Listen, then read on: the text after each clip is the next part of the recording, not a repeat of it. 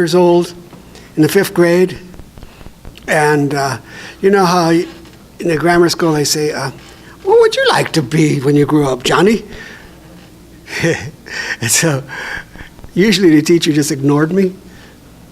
But this time he actually read what I wrote. Of course, I was embarrassed because I wrote a song to it. It's a short song, and you'll recognize the tune because I stole the tune.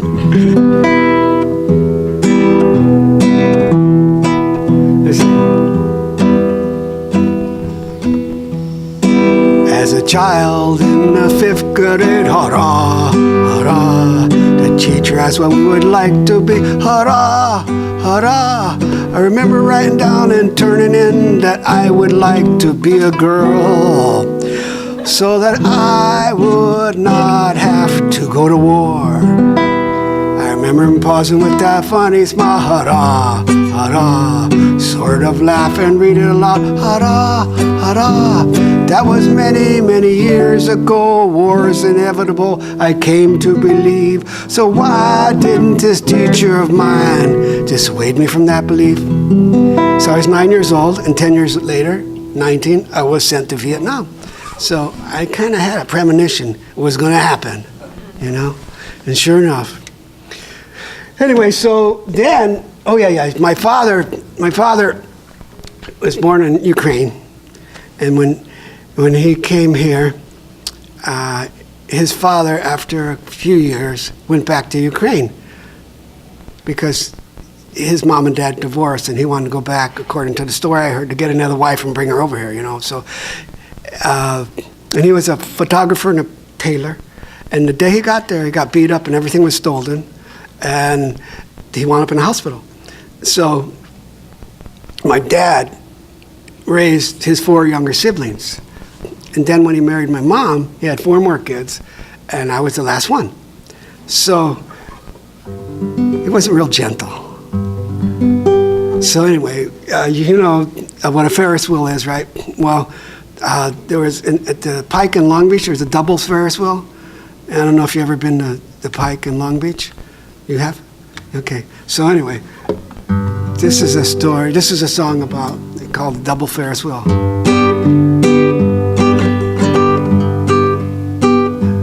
Let's see. Oh yeah. Spinning round while going up hundreds of feet. Wind cutting through her hair, face and eyes. Dropping down hundreds of more feet. My father laughing, rocking a chair back and forth. Especially while right on top of the double Ferris wheel at the Pike at Long Beach. Up, up, up, cresting the very top. Rock, rock, rock, fear shooting through my heart. Me on one side, my older brother on the other side. Rock, rock, rock, ha, ha, ha. Down, down, down, hitting the bottom, only to swirl. Up, up, up, and catching the really big loop. And rocking on up to the very top again. Oh my God, will it ever stop, stop, stop? Can't withstand it, spinning the smaller loops. Cutting into the middle and down again. Rock, rock, rock, bigger and bigger rocks until I'm frightened out of my wits. And then thank God it's finally over. And maybe now I'm not such a chicken little kid. After all, I survived this test at 9. Well, who knows? Maybe I'll be age 9. But not if I have to do this one more time. Spinning around while going up hundreds of feet. Wind cutting through our hair, face and eyes. Dropping down hundreds of more feet. Father laughing, rocking a chair back and forth. True story. Thank you. True story. I don't know why he thought that was fun, because I sure didn't. But then the next thing was a roller coaster. He couldn't rock that, but that was scary. But then after a while, I learned to enjoy it. Okay, so anyway, I grew up in East LA, and I don't know if you know what a cholo is, but all my friends were lowriders. You know what lowriders are? They're kind of street toughs, you know. And so one of them was named Robert. And what happened was he was still dressed as a lowrider, but everything switched like in the early 60s to become continental, which was when you dressed more European and more stylish, and you didn't have to walk around like you were the meanest, toughest guy in the block, you know. But Robert kept doing it, so I call him Cholo Robert, and everybody else kept calling him Cholo Robert. So this is a story about Cholo Robert. Let's see if I can remember it.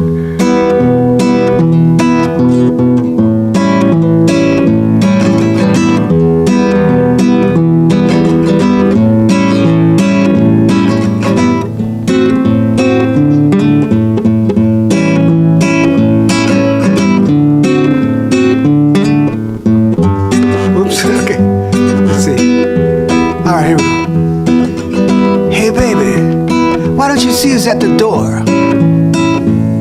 I'm busy, probably for you anyway. Alright, I guess I have to. Yeah, hey, what's happening? Oh, well, this is for you, man. Bang, bang, bang, bang, bang. 5 bullets. 5 holes in the head. Cholo Robert is dead. A mean damn fool who I ran the street with. No, not really mean. But you could call him a damn fool, I guess. Crazy. Ran the streets for years of East LA. Always loaded, trying to be bad. Cholo Robert, I remember you like yesterday.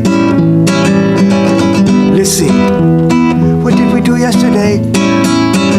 Oh yeah, we drank that cheap wine, crashed 1,000 parties, fought, stole, cheated, lied. Always someone out looking for you. Very close to dying, thanks to you, Cholo Robert. You finally got it, huh? How come? I ain't surprised. You dumb fool, you're messing with the big boy. You're still in your late age, you're always alone. Even with your friends, man, you were alone. Never made it nowhere. Lived your whole life and died in El Sereno. Man, what a shame. Hell, you were kind of a nice guy too, inside somewhere. Cholo Robert, no, I'm not glad. I liked you a long time ago. You saved my brother's life one time, but you almost had us all killed up in Paradise Hill. 25 guys wanting to kill, and you had to go and steal their girlfriends. Well, it's no, yeah, but you knew to run. We were drunk, trying to have some fun. Didn't want to hurt anyone. Too bad you didn't see the gun. Maybe again you could have run. We could have had some more fun. True story. So let me tell you what happened. I hung out with a whole bunch of guys, and 3 carloads went to see this party up in a place we called it Paradise Hill, but it was anything but, of course. And Robert said, hey, let me see, make sure the party's happening. He came back and said, no, the party's over. Then everybody left except me, my brother, and Robert.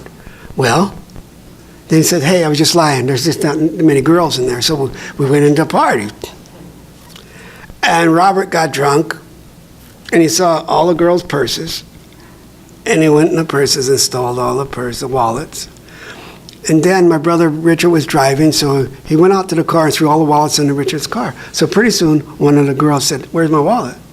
So this is East LA, right? They look at me and Richard and say, hey, where's your buddy? So they go out to the car, and Robert is sleeping in the car, and under the car is the wallets. Robert runs, gets away, but my brother gets hit with a 2x4 in the head. He goes right down, hit his mouth, and broke a bunch of teeth. And so I ran, and then I thought, well, I can't leave my brother, so I come back. And guess what happened then? They all beat the hell out of me. That's why he almost got me killed. But anyway, eventually somebody knocked on his door and did him in.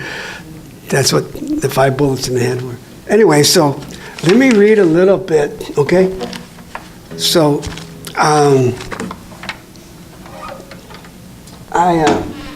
wrote, some books about all these experiences. And so, for a little background experience, you can hear me okay now? I think the mics, they went up. You turned it up a little bit? I could hear. Yeah, good, thanks. Okay, so, anyway, I grew up in East LA, and my first girlfriend, she was 14 years old, and so was I, and her name was Noni. Noni is short for Winona. And she was in a gang, and so were her 2 brothers. And so, what happened was, he had a girlfriend in the wrong part of town. So the other gang called White Fence caught him and killed him. And Noni knew who it was. So they wanted to get her. When they got her brother, the other brother, there was her brother, they called him Dickie Bird, and another brother called B Flop. They got B Flop and broke his head open, and they were coming after Noni. Well, she was staying at my house, and eventually the cops knocked on my door and said, do you know what happened to Noni? I said, no, she comes and goes. Well, she was killed too. So anyway, that was my experience growing up in East LA. And what the subject of this whole talk is about is why I did so much traveling. I guess I was looking for a place where I felt comfortable and where, I felt like I fit in, because, I never felt like I fit in. Growing up in East LA, it's all Latino community. Well, my folks are from Ukraine, they're Jewish, So, like Christmas would come around, and my friends would say, where's your Christmas decorations? Well, I didn't have any religious training at all, so there was none. But anyway, so next thing you know, I had another girlfriend, and she got pregnant. And back then, in the early 60s, you didn't just go to high school while you're pregnant like you can now. So we put the baby up for adoption, which of course, is pretty painful, because now he's 52 years old, and he lives in East LA, and he speaks Spanish.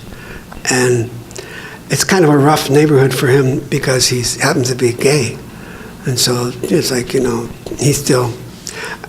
we talk occasionally, and I see him once in a while, but we don't have a real close relationship. The clock fell down. Anyway, so when I was with Noni, my best friend was named Eddie Galvin. And when I got drafted, he joined the Army. When I was sent to Vietnam, he volunteered for Vietnam. So we were in Vietnam at the same time,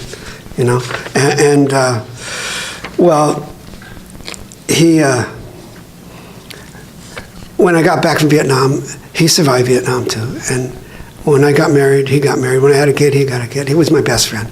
Anyway, so whenever we would get together, it's like we never were apart from each other. I know him all my life. But anyway, when I got back from Vietnam, I found a phone booth, which was hard to find because all these thousands of guys are coming. So I had to walk a couple miles, found a phone booth, called my girlfriend, Kathy, the one who we had the baby and put the baby up for adoption. We stayed together. And I said, hey, how you doing? And she said, who's this? I said, it's Phil. I'm back. She said, you're back? Where are you? I said, I'm on Travis Air Force Base. What are you doing up there? I said, well, you got to process me to come back. So I said, how you doing? Yeah, I'm doing fine. I said, okay. So we talked for a few minutes. Then I hung up and I thought, why is it so anticlimactic to talk to her, Because getting back from Vietnam, you're kind of thinking life is going to be exciting and fun and you're going to make up for lost time. No, I wasn't prepared for all the things that happened. And a lot of things that happened that you probably know was the Vietnam vets were treated with a lot of disdain and contempt, Like, why, my friends, why'd you go? Well, I had a choice, 5 years in prison or go, hope for the best. And anyway, so you got back from Nam, when a taxi took us to San Francisco from Travis.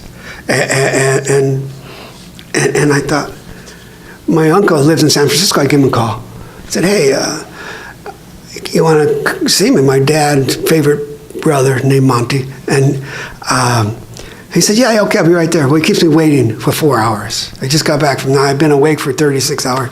Anyway, so pretty soon I noticed, I asked the trooper next to me, I said, hey, what's going on? And he says, well, the hippies don't like us. And he said, you better get out of uniform as fast as you can. I said, but what about military standby, because I still had a flight to LA. And I said, don't worry about that. I wouldn't do it. So I stood there, thought, what's going on? Anyway, so I'm waiting for my Uncle Monty, and he's taking his time, and I had to wait there for 4 hours, and pretty soon, I look in the mirror and I think, hey, I see a tired, skinny, confused, red-eyed, older version of the person who left for Vietnam only a year ago, but seemed more like 100 years ago. And the hippies are staring at me, and and the other troopers coming back, and I'm thinking, I didn't know what to do. So anyway, I'm waiting for my Uncle Monty.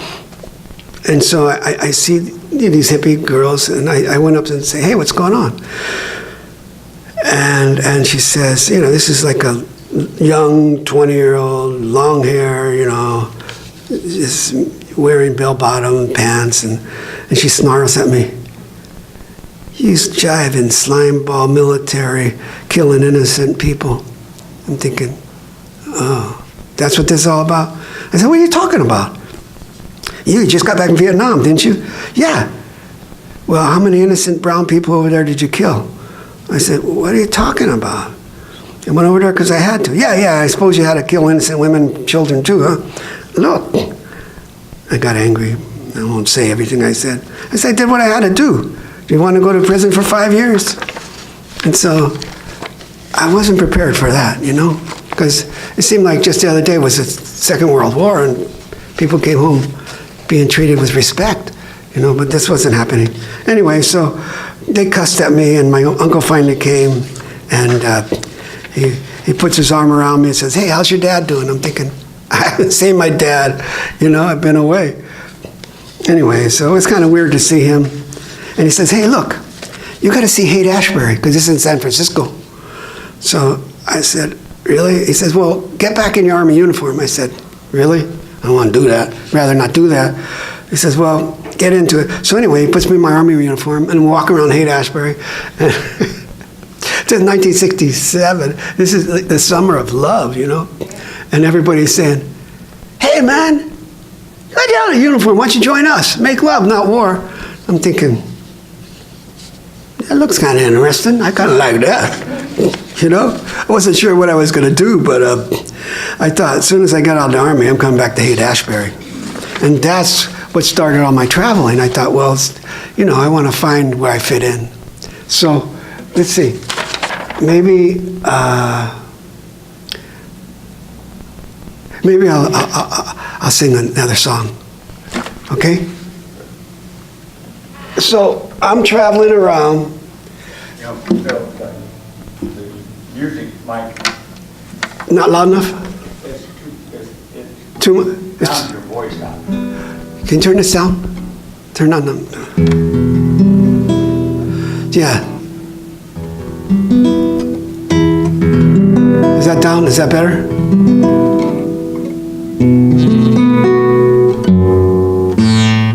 All right, so I was a hippie. I became a hippie. I got out of the Army. Grew my hair real long. Some of you have seen pictures.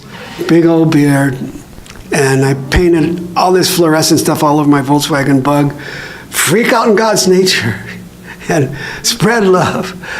And it was kind of fun. Because wherever I went, people were flashing this peace sign and, wanting to get to know me and stuff like that. And so I met this girl named Cynthia. And we were together for a year. I moved up here. Went through a divorce and wound up with Cynthia. And we were in LA because she grew up in LA too. And so we were driving back from LA to Chico.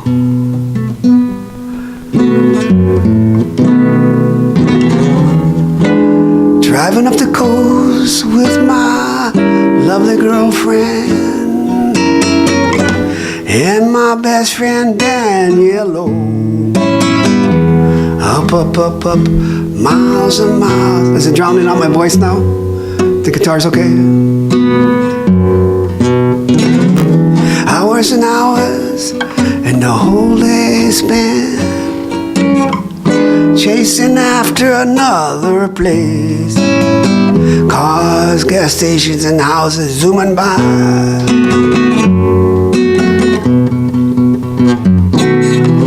The sun shining hot through the windows of my van. I sleep while my lady drives and talks to my main man. Van loaded with camping gear, food, and lust for each other.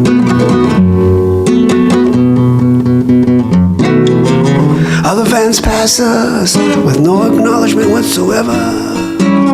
We don't care, man, we have each other.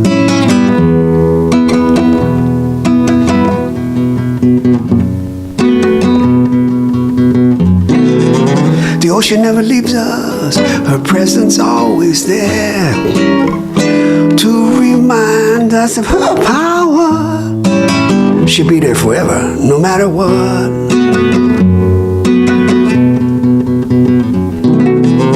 Rocks protruding to her surface like projectiles shot from the mainland, dying to become submerged in her movement. She stays with us, we leave those old unfitting memories behind us. We head for the mountains and the quiet trees.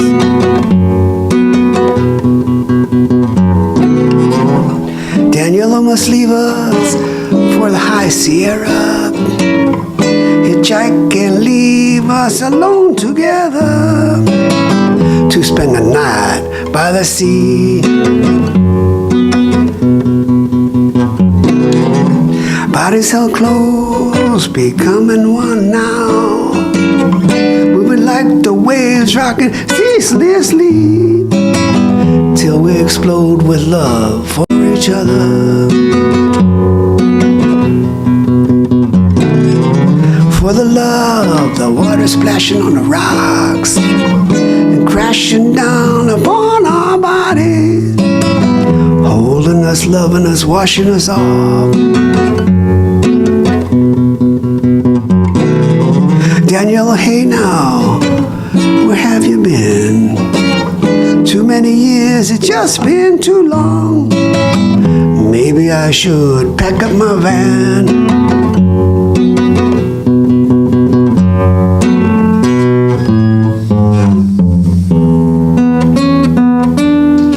So that's all about traveling, because, that's all I was doing. So, yeah, I was up in Chico, and the girlfriend I was with thought I was crazy, because I guess I was. I was excitable. you know, because you get bad treatment after you do something, you know, and you kind of hope you get some respect and not disdain. So anyway, let's see. So, oh yeah. So I wrote this song about that incident. You know, I remember reading in the newspaper. You know, if you ever been to an amusement park, I think there's probably the Pike in Long Beach again. There was a fun house. They call it a fun house.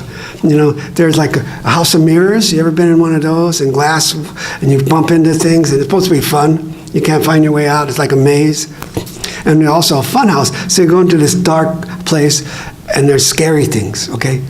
And you know, you're a little kid, and they even have things to trip you and fall down. And at the very end, there's this little 2x4, and you trip, and you fall into the slide, and you slide out of the whole fun house. And I don't think that would make it today, but back then, that was what's happening. Anyway, so what happened was this story was probably, you know, 40 years ago, and so one day, up in the rafters, what looked like a zombie or something fell down. Well, it turned out it was a real guy. He died, and they didn't put him up there. They put him up there, and they figure out, you know, well, he was a cowboy gunslinger. This was like over 100 years ago. He'd been up there 68 years. Yeah. So I wrote this, kind of relates to the breakup of my relationship with Cynthia and the Funhouse. Let's see if I remember how it goes. It's called Dummy at the Funhouse. Like the corpse found at the amusement park, everybody just assumed that he was just a dummy at the Funhouse. But the man's body had been dead for 68 years, more than the 56 years that he lived. He existed longer unburied as a shot dead cowboy gunslinger, finally put to some good use, most economically. Our love too spent more time dying and finding a grave than it did living. Our relationship became more intense, more significant, more emotions spent, dead than alive. But how could you have become something impossible for you to be? Nothing at all, yet much, too damn much.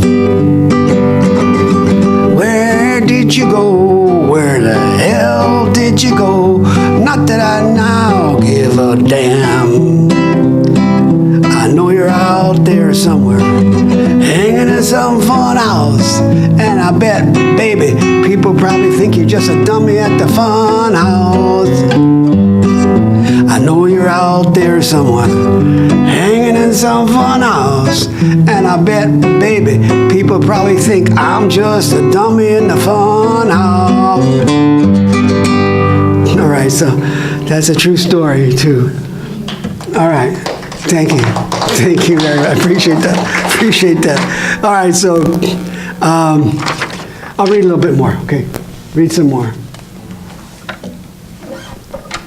So,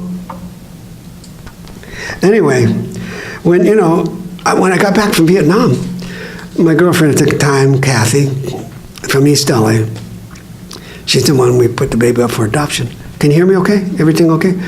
And so she became a hippie, and she said, "Why the hell you hide behind all that hair?" And I said, "She wants to have a good fight right here, okay." I said, "Hide? What are you talking about? If I was hiding, I'd shave it all off like everybody else does." And of course, we had a big fight. Anyway, so this was maybe a year and a half after Vietnam, and I was a hippie, and I was meeting a bunch of hippie people, and of course, for the most part, they were middle class, white people, and I was used to hanging out with all Latinos, and so it was like, okay, well, this is different. I never felt like I fit in anywhere, So anyway, so one day while I'm walking down the street, maybe a block from home, I'm feeling pretty good, and I saw this pretty hippie girl walking down the street, and she's wearing like a tight black shorts and a white bikini top with fringe on it, and I couldn't help but pull over and ask the hippie girl if she wanted to ride, kind of like we did when East LA and cholos, hey baby, want to ride? They usually say no. But anyway, so she took a look at me, you see my hippie style, and getting over the shock of someone asking if she want to ride. She says, yeah, sure, why not? So she got in the car and looked around, the fluorescent spray paint, interior. She's a nice car. What's your name? I said, Phil. What's yours? Lucretia. You live around here? Yeah, I live a block away. She says, where are you going? Well, she's going for a walk. I said, well, good. You want to go with me to a party? Yeah, where? Where's that? Well, I'm not sure. I read about this in the paper, and it sounds pretty good. It's a mansion up in Hollywood Hills at Peter Fonda's house. It's supposed to be open to the public. They're tearing down the house to rebuild something bigger and nicer. You want to come? Sure, why not? So Lucretia and I, we drive up to Hollywood Hills. We find a place and walk in, and like everybody else, nobody belonged there, right? I mean, it's like, it's built up on a hill overlooking LA, and the lights you could see down there, and you could tell the house at one time was really very beautiful. It was large, well built, a lot of balconies, courtyards over the place, and the whole place was in ruins because they're getting ready to tear it down. And so there were broken out windows and the walls were falling down, but that didn't stop us from having a party, right? So some people standing around, a large balcony up on the third floor, big old bonfire burning, just on the floor with the tiles. And Lucretia and I, we went there, we stand around. A minute later, 3 Hells Angels come up and lit up a joint and passed it to me. And I took a hit and passed it to Lucretia. And she took a hit and passed it back to the bikers. And one of the bikers, who was wearing all black leathers, took a look at us, passed me a bottle of wine he was drinking. I thought, I should do the polite thing and take a swig, right? He said, so what's your trip, Daddy-o? My trip? Well, just want to come to the party. I answered with a nervous smile, yeah, well, we can make this party a lot more fun. Oh, we can? So suddenly I started feeling less than happy that we were there. Yeah, this your girlfriend? Yeah, I mean, I just met her, right? Yeah. I'd like to ask your girlfriend maybe if she'd like me and my friends to pour some wine all over her and lick it off. How about that? I thought, this ain't looking too friendly. Well, I appreciate your offering to do that, but maybe she's a little too young for that, I answered, as I felt myself beginning to tense up quite a bit and looking for an escape route. It's like, how am I going to get out of this? Well, how old's your girlfriend there, he asked. And his buddies began to surround us with jive-eating grin, Well, I'm not sure. She's underage, I know that. How old are you anyway, honey? 14, she answered, as she looked straight ahead without making any eye contact. 14, I said. Well, the biker said, I can't mess with that. I just got out of the joint, and I'm not about to go back for any jail pay. And they all moved away, So, I felt like moving away too, but, I put my arm around her, and we went back to my car and went to my place. So that was part of the hippie scene. Anyway, so let's see, where can I go from there? Let's see. So anyway, so I started driving up the coast, in my Volkswagen. And I stopped at San Francisco, met a bunch of hippies, and they all wanted to know who I was, and I'm hanging out with them, having a pretty good time and everything. And so, I met some nice people, and, we just partied. And so then, next thing I know, I think I'm gonna go all the way to Canada. I might as well see what the place is like up there. I always heard it was nice. So I stopped in Crescent City, and so I met these hippies. And one of them was named Penny Morgan, and she was real nice and young girl, and she wanted to show me what she knew on the guitar, and I'll never forget. She said she played. This Donovan song. Josie, I won't fail you, I won't fail you. You know that song? Probably not, huh? Like 50 years ago.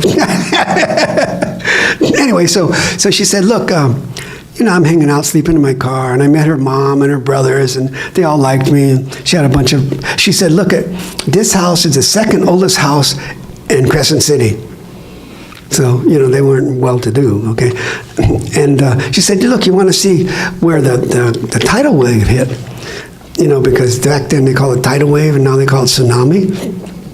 And so we're driving around, looking at everything, and it's night, and we're parked, on the cliff, and then looking at everything. So, yeah, this building was washed away, and blah, blah, blah.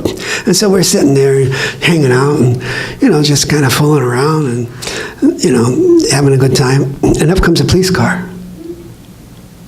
And he looks at us and wants to know what we're doing, I say, well, we're just talking. And he looks at Penny. Is that you, Penny? Is that you, Penny? Because everybody knows everybody in that small town.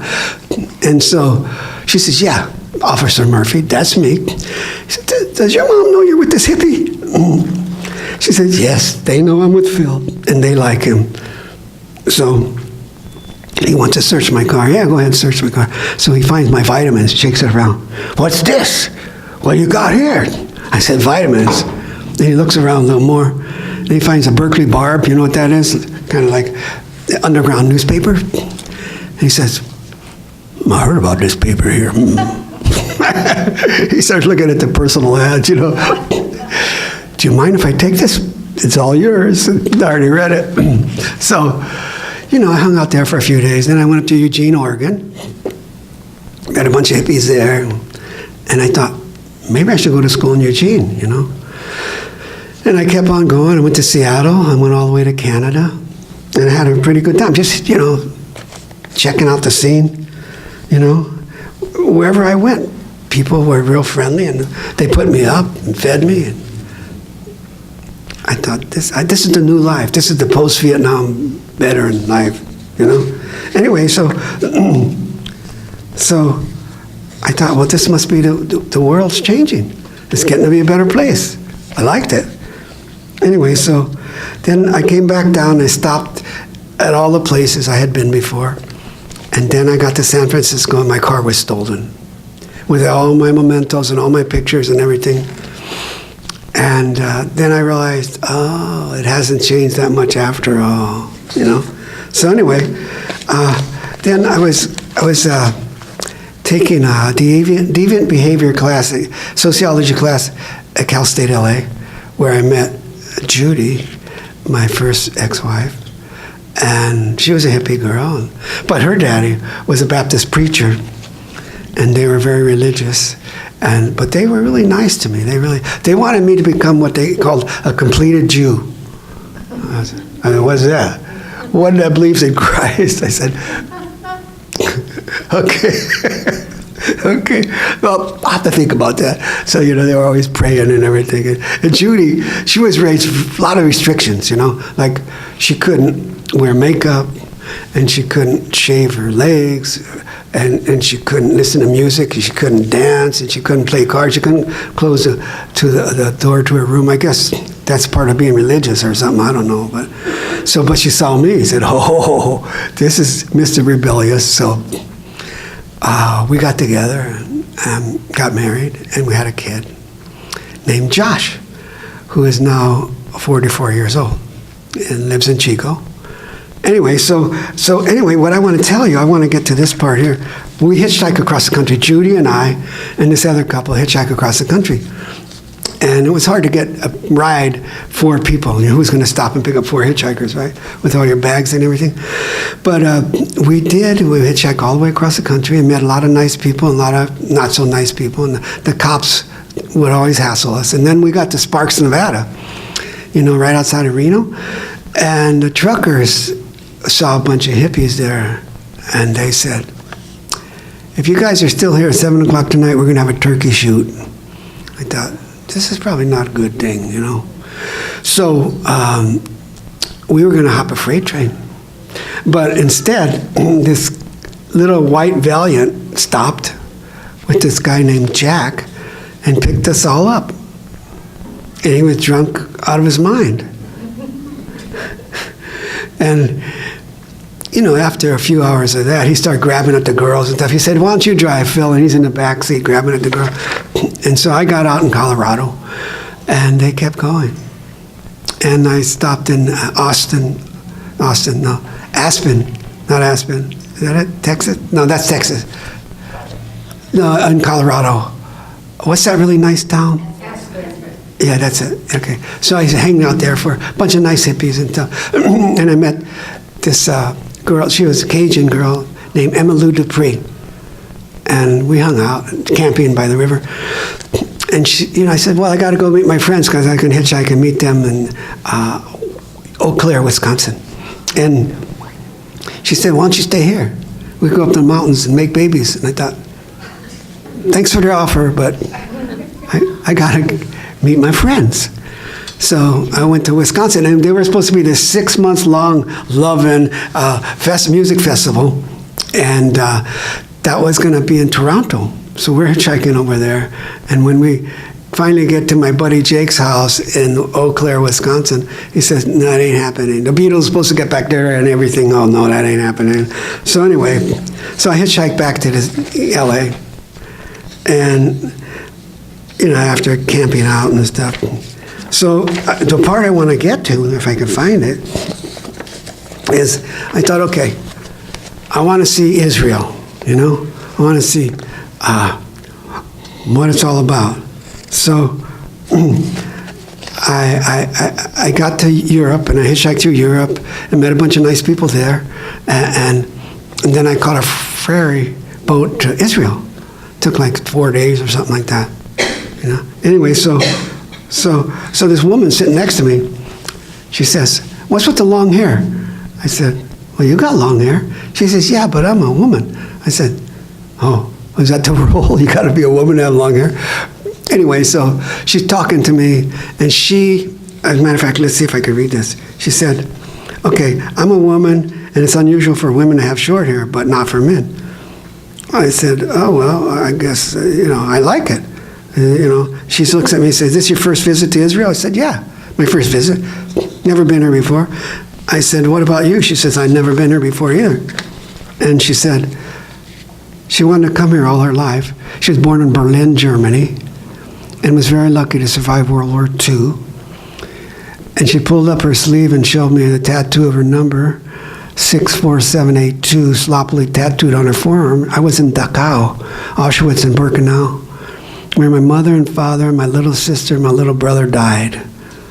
And I look at her arm, and suddenly I felt a tremendous paradigm shift over me, because I thought, why is she bothering me? And she said, I'm very happy to be alive, and your hair reminds me of my little sister. And actually, she liked it. I said, I told her who I was, and we pulled into Haifa, and we lined up to get out there, check, your passport, make sure that you are who you're supposed to be and everything. And so she said goodbye, and I'm looking for a place to stay in Israel, and I had no idea. And they said, well, who are you here visiting? I said, well, I got some friends at this kibbutz called Gezer. They said, oh, who do you know there? And I said, well, there's this girl named Renee and named Judith and a guy named Sinai, it's like the desert. And so they said, okay, you could go. So I didn't know where I was going to stay. And I'm walking around, and I see a Christian youth hostel. And I said, would you have to be Christian to go here? No, most people are not. I said, well, how much is it? $2. Includes breakfast. I said, what do I do with my bag? Just put it there. No one's going to bother. Okay, well, it's my everything in it, but, So I stayed there for a few days, and after a while, I thought, well, I better go see the rest of the country. So I took a train all the way up, to the top of the country and to the bottom of the country, and I thought I wanted to see Jerusalem. So I take the train to Jerusalem, and while I'm taking this train, here's the benches face each other, right, in this train. And I'm sitting there kind of nodding out, real slow train. And here's this army veteran, actually it was an Israeli army soldier. He's holding this fully loaded M16, which I hadn't seen since Vietnam. I thought, whoa, he's sitting right there. I thought, whoa. So we don't say anything. He speaks Hebrew, I speak English, sort of. And so then he had to go to the bathroom. So he goes like this, points to the gun, points to me, points my, here, hold the M16 rifle. It's like, so he goes to the bathroom for a half hour, and I'm holding the M16 rifle fully loaded on the train in Israel. I thought, whoa, this is interesting. This is kind of fun. So anyway, then I went back to Cal State LA, and I was kind of surprised because I was in the counselor's office or whatever where you sign up for classes, and they said, oh, you're a Vietnam veteran? I said, yeah. She said, well, you know, you could get 18 units for just being in Vietnam. I said, that's a full semester.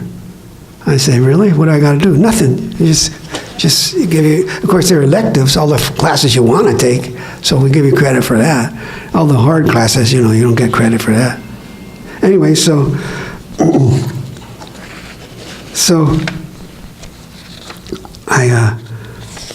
I was still a hippie, and I remember when I got to Jerusalem, I didn't know anything about it. You know, you hear about it all your life. And after walking a few blocks, I turned the corner, and suddenly, right before my eyes, stood below me the magical, like a yellow, everything seemed yellow, you know. And something knocked me off my feet, and it was the old city of Jerusalem. And I couldn't believe it was real. It looked like something from a movie camera, you know, cast in some majestic yellow filter to make it look more magnificent than it really was. But it really was beautiful. And the high walls and the ancient surrounding old city, rolling hills, and just really, right there stands proudly the Dome of the Rock, which of course is the Muslim holy site. It was built on top of the ancient Jewish temple holy site, and you know, it's just sacred to 3 different religions: Christianity, Muslim, and Jewish. And I'm standing there in awe, you know, and I thought, well, this is the place where, you know, all the Bible is written about the Last Supper and the crucifixion and the resurrection and all this, and you know, Muhammad ascended to heaven, and I'm looking at all this, and this rabbi comes up to me, you know, and says, "Are you Jewish?" I say, "Yeah," which is not something I bragged about in East LA, and so he said, "Well, you want to study about your religion?" I said, "Yeah, sure." So he said, "Well, let's go in this yeshiva," which is where they study Jewish studies or whatever, you know. And he said, "Well, you can stay here. We'll feed you. Here's a place. You can stay as long as you want."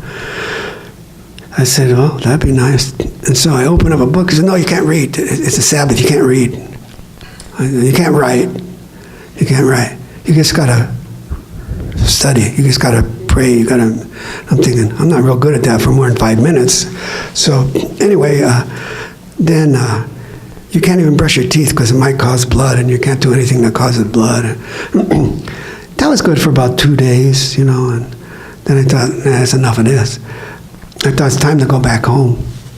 So I hitchhiked through Europe, which was fun. It was a lot of fun. And then I get back to the States, and I caught a standby flight to Seattle, and I hitchhiked all the way down to LA.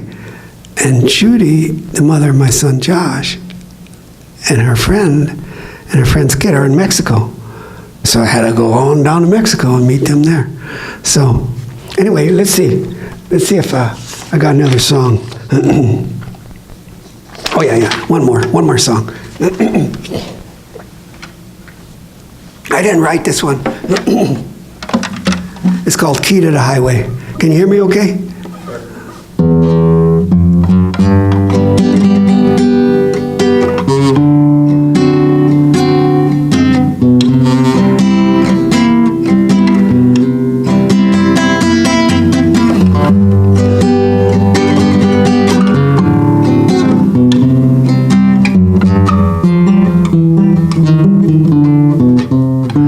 I got the key to the highway, built out and bound to go.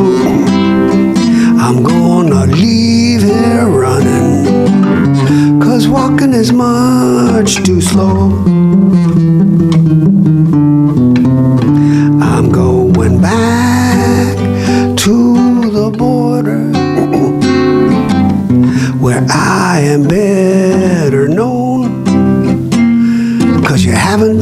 nothing but drive a good man from his home. So give me one more kiss now, baby, just before I go. I'm gonna leave here running, I ain't coming back no more. Oh, when the moon peeks over the mountain, baby, I'll be on my way. I'm gonna drive that highway until the break of day. Well, it's so long and goodbye now, honey. I have to say goodbye. I'm gonna ride this highway, baby, until the day I die.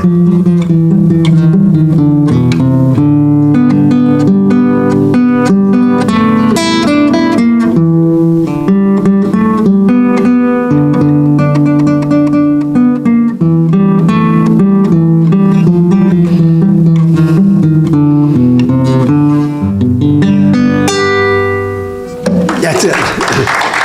Thank you. So, I don't know, is there any questions or anything? Any questions? Like, I did try to teach that to my class, my guitar class, and they didn't ever get it too much, but... What did you live on all this time? All the time I'm hitchhiking? Well, I had my backpack, and I would just stop at restaurants and grocery stores and buy fruit and bread and cheese, anything that would keep. And then I would sleep out on the highway, in the bushes. And one day I woke up and had like ticks all over me. And they were embedded too. It's like, you gotta be really careful. And in some really not nice places, it's like, whoa, this is not fun.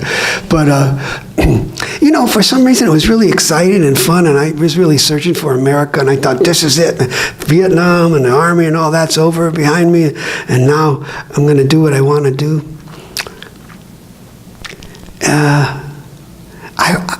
They'd have to pay me a lot of money to do it today, a whole lot of money.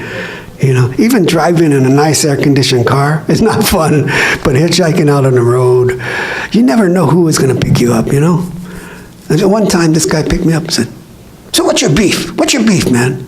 And I said, I'm a vegetarian. I ain't got, I'm trying to... He said, no, what's with the hair and all that? And I said, I just like it. Well, I don't like it. And then one other time, some guy picked me up. No, I picked him up. This was in L.A. He had this big old heavy suitcase, and he stares at me the whole time. You got any money? I said, no, I ain't got any money. You sure you ain't got any money?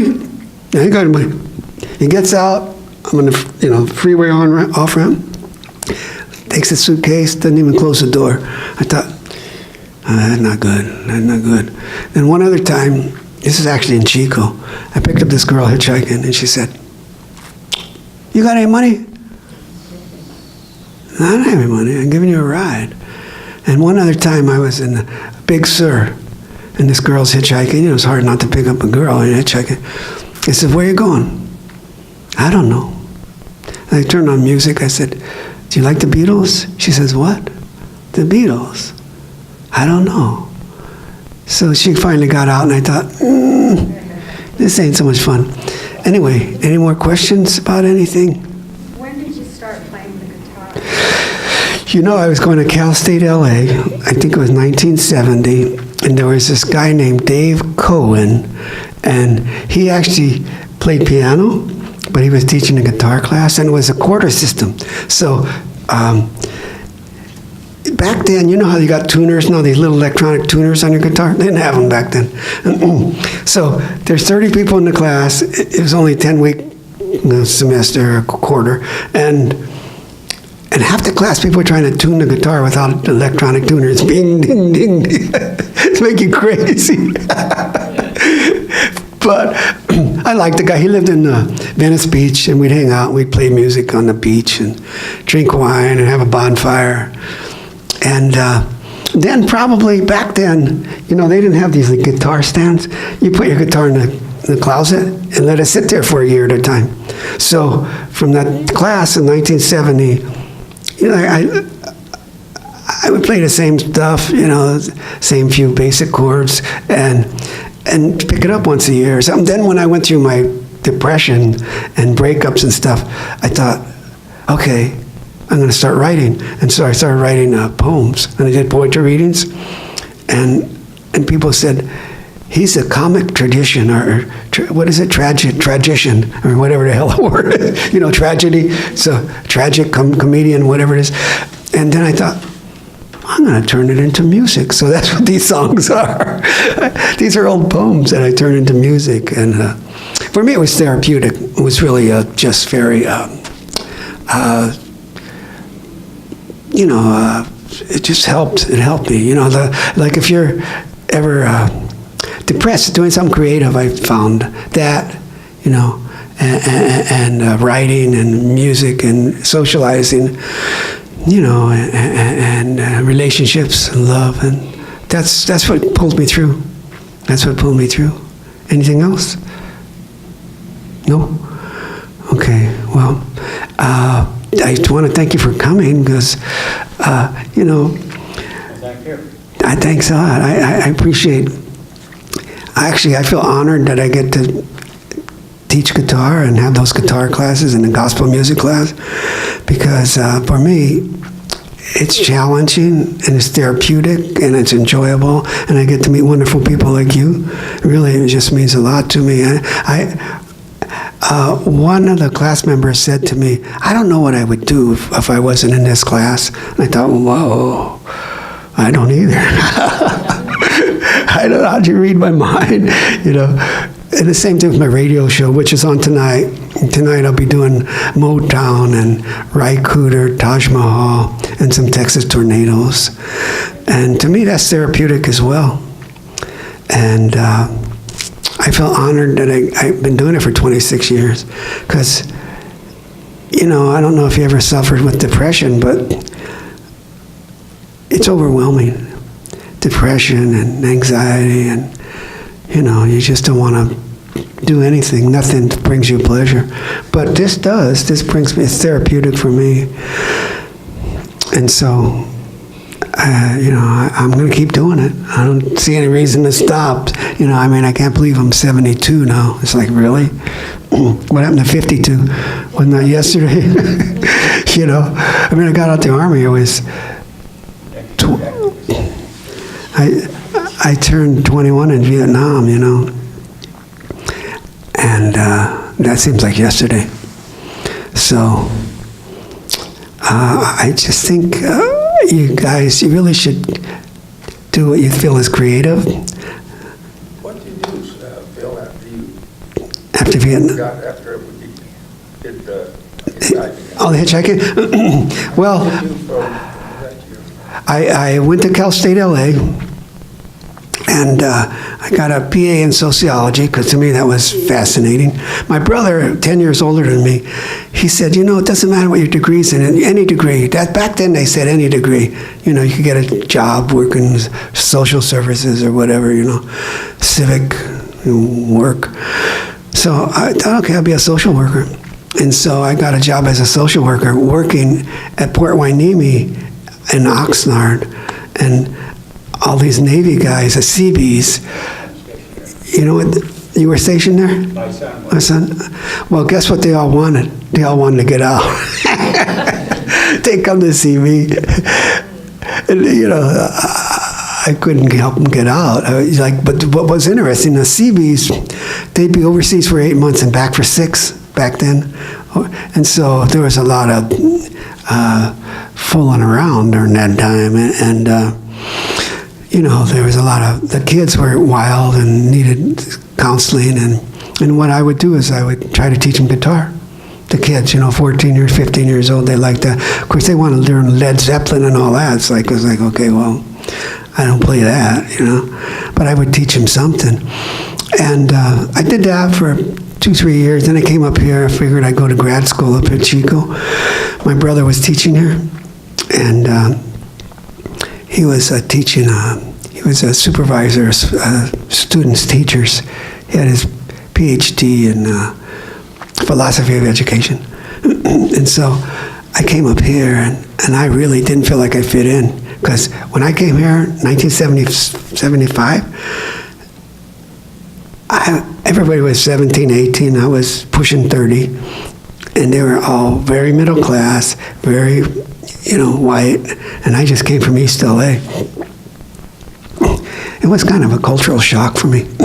But, I did that, and then, because I grew up in East LA, I knew how to make salsa, so people liked it. Hey, this is good. You like it? I like it. Salsa, so I got it in all the stores. Excuse me. And it was Senor Felipe salsa. And all the distributors, it was all over the country, every natural food store from Hawaii to Maine. And I was getting really big, but it was overwhelming. I had a lot of employees, but the equipment, I didn't have the money. It was breaking down. The health department hassled me, and then the competitors, and everything was going good till my main distributor, Sierra Natural Food distributor, went out of business. And at the time, before that, all these other distributors wanted my product. Well, I couldn't make enough. So then pretty soon, I had a lot of competition. Senor Felix, and they copied everything I did. And then the death blow was Newman's Own. Oh, yeah. Suddenly, big celebrity took over. And by then, I was working 14-hour days. I was making enchilada sauce, barbecue sauce, pasta sauce,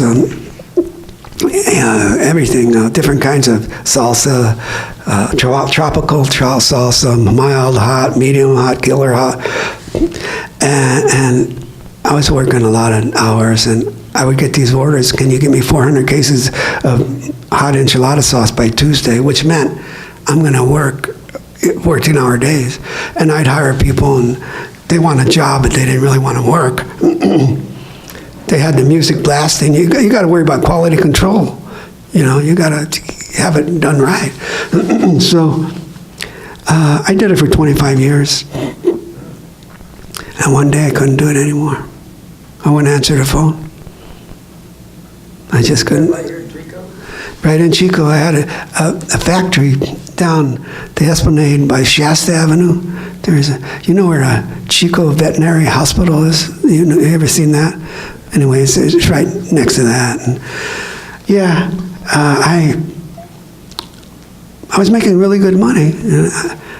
And Sierra Natural, or actually Sierra Nevada Brewery, the owner is a friend of mine, Ken Grossman. He said he wanted to join forces, and but he just came out with his mustard, and he was overwhelmed. He was going to make another site in wherever he is. Where is he? In North Carolina. And he said, now's not a good time. And so he called me up, and I talked to him. I used to go visit him in his office, and he'd been to my factory. I'd been to his house, and we were, good friends. But I just couldn't do it anymore. So I got a job as a health educator for Willows over there in Glenn County. And I'd go around and talk to different high schools and grammar schools, and about smoking and drugs and all that. And I liked that. But I got fired. They said, the boss said, you're disorganized. You can't remember anything. You can't make a decision. It's like all the PTSD stuff. You can't remember anything. So I got fired. And I thought, okay, now what? So I started getting more involved with the veterans groups, and started working with veterans and stuff in the music, and then I'm a disc jockey. I was doing parties and weddings and quinceañeras, and I did that for a long time, so that was kind of fun, But weddings, those are rough. Because the bride wants this, the groom wants this, the bride's parents want this, the groom's parents want this, everybody wants something else. And really, after every song, they'll come up, can you play this? Can you play this? I mean, I would get paid several $100s, but it really wasn't worth it. It really wasn't worth it, because they want you to be there for arrival, and for the ceremony, and for the party, and for the after party, and for the dinner. You could be there 12 hours. You know, you could get paid $100 an hour, but I did that for a few years. And then my mom and dad taught me how to invest in real estate. So I started buying property and renting them out. Now I have rental properties now and rent them out. And that's what I do. That and work. Yeah, it's great. It's been a great life, really. I just realized this recently, that a lot of it's been painful and a lot of it's been depressing and unhappy, but it's been a great life. Really, it's been great. I've had so many experiences, I can't even believe them myself. And I've known some great people, and it's a great life, you know. And it always blows my mind when people I know. I've known 6 people, person who committed suicide by hanging, by shooting himself. One jumped in front of a train here in Chico, you know. One shot himself in the heart. 6 different people. Mm-hmm. And one of them was a former girlfriend, and she killed herself, you know. So I realize, you know, I fully expect, I'm hoping, to live into my hundreds. I really want to do that. And some of the people in my classes are in their 80s. I know a couple that are in their 80s. And That's not so bad.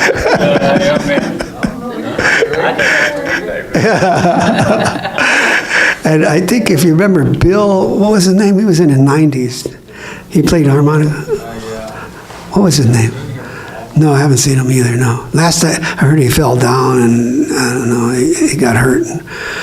But, The one who played the fiddle, you mean? mm-hmm. He was great. He was very good. I think he ended up taking care of his wife. She became very ill. Oh, his wife. Uh-huh. I don't know what's going to come up. Yeah. Gibson, Bill Gibson. I think that was his name. Yeah, yeah. So for me, it's therapeutic. You know, people say, why are you willing to put so much time and effort into it? And I think, well, what else would I do, you know? I mean, it's challenging. It's fun. And I meet these wonderful people. I can't imagine not doing it. I can't imagine, you know? So... and, you know, I think some people learn something. I hope. Well, like Harold said, he couldn't even strum a guitar when he started. Remember? Uh-huh. And now he plays great. And a great harmonica and banjo and sings sometimes. You've been doing it all your life. Well, the harmonica playing, I started when I was pretty young, but I just put it aside for many years. I smoked. You couldn't play a harmonica and smoke. You never win. So like you're playing it off. Yeah, that's the same thing with me and my guitar. But like I say, people that play guitar, leave it sitting out like this, especially in front of the TV. Because when they're watching something and you're not paying attention, you pick it up and just go over the few chords that you want to learn. Like that song I keep playing in both classes, Hallelujah. You know, well, that's a challenging song, you know, to sing as well as to play. And just pick it up, and pretty soon you get muscle memory, you know. And I know you guys like to play it in G, but I like to play it in, you know, yeah, that's right. You can't sing in G. Yeah. Yeah. So that's interesting. Now, all the different personalities, and some personalities in there you might not have noticed are strong personalities. It's like, whoa, they want to take over, you know. But We know you. yeah, it's like they can't keep their mouths shut. It's like, oh, you're not going to be here. Okay, good. Let me take over. It's like, I want to take over. Yeah, a couple of them really just chomping at the bit to take over. It's like, okay, well, I better keep coming. But and there's some really good singers in there too, you know. and some great guitarists. So I'm honored. I'm actually honored that I get to do it. And I'm actually honored that you showed up today, because I wasn't sure who was going to show up. When are you on? Tonight, 7:30 to 10, 90.1 FM. 91. Yeah, here. 90.1. Take a card there. It tells you on the card there. And, yeah, I got my LA Sound stickers there for your car, and the card tells you when my radio show is. So get one of those. And so you know what I'm impressed with is some of you have started little subgroups, and you sing in other groups as well. Like I think you sing. You have a group at your house, don't you? Sometimes. On Fridays, I go and jam, yeah. Fridays, Right, but that's all we do, we just play at the house. Have fun. It's fun. And Sue, you're in a group, a singing group, aren't you? Or you're another? I'm Karen. Oh, Karen. No, I'm not in this. You're not another. Okay, that's right, Karen. Well, Class. okay. Well, thank you. I bought Karen a graduation present when she graduated from Chico State at that. You bought her what? A guitar. Oh, did you? Yeah. It only took me 25 years to graduate.